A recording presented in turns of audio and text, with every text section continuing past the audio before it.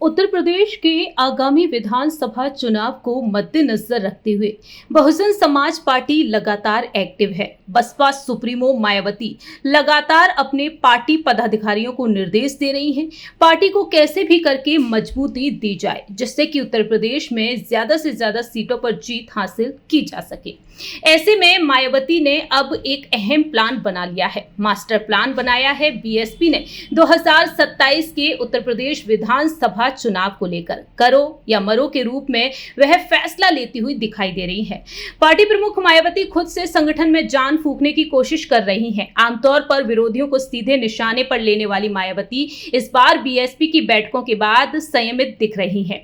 ऐसे में मायावती ने मिशन 2027 को ध्यान में रखकर प्लान DRBO लॉन्च किया है। इतना ही नहीं, मायावती ने अपने DRBO प्लान पर काम करना भी शुरू कर दिया है, आदेश दे चुकी हैं। माना जा रहा है कि अगर मायावती का यह प्लान काम कर गया तो सपा अध्यक्ष अखिलेश यादव के PDA और सीएम योगी आदित्यनाथ के 80/20 की सारी प्लानिंग को डैमेज कर सकती है।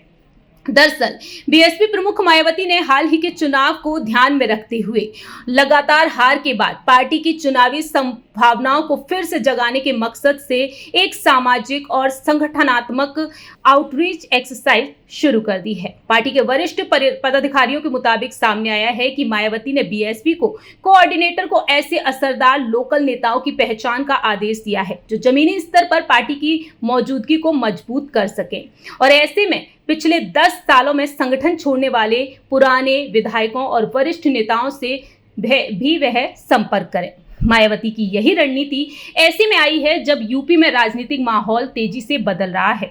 2024 के लोकसभा चुनाव में समाजवादी पार्टी जहां एक तरफ एकजुट रखने के प्रयास में रही तो बीजेपी एक बार फिर से जातीय समीकरण के साथ चुनाव को हिंदू बनाम मुस्लिम के समीकरण में अभी से मोड़ने के प्रयास में जुट गई है। और ऐसे में देखा जाए तो मायावती ने अब DRBO प्लान को सफल बनाने के लिए विश्वसनीय नेताओं को जिम्मेदारी सौंपी है। बीएसपी के वरिष्ठ नेताओं को कम्युनिटी के हिसाब से ऑर्गेनाइजेशनल जिम्मेदारियां सौंपी गई हैं। पार्टी के national general secretary Satish Chandra Mishra को 2007 के विधानसभा चुनाव की तरह ब्राह्मणों तक पहुंच बढ़ाने का काम सौंपा गया है।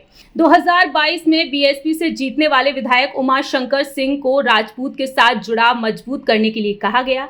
बीएसपी के प्रदेश अध्यक्ष विश्वनाथ पाल को ओबीसी में शोषित और कम लाइमलाइट में रहने वाली जातियों और माइनॉरिटी कम्युनिटी के बीच रिश्ते मजबूत करने का काम भी सौंपा गया है। मायावती का प्लान है दलित, राजपूत, ब्राह्मण, ओबीसी यानी कि DRBO का एक नया सोशल इंजीनियरिंग तैयार किया जा सके जिससे कि मुस्लिम वोट बैंक को भी साधा जा सके।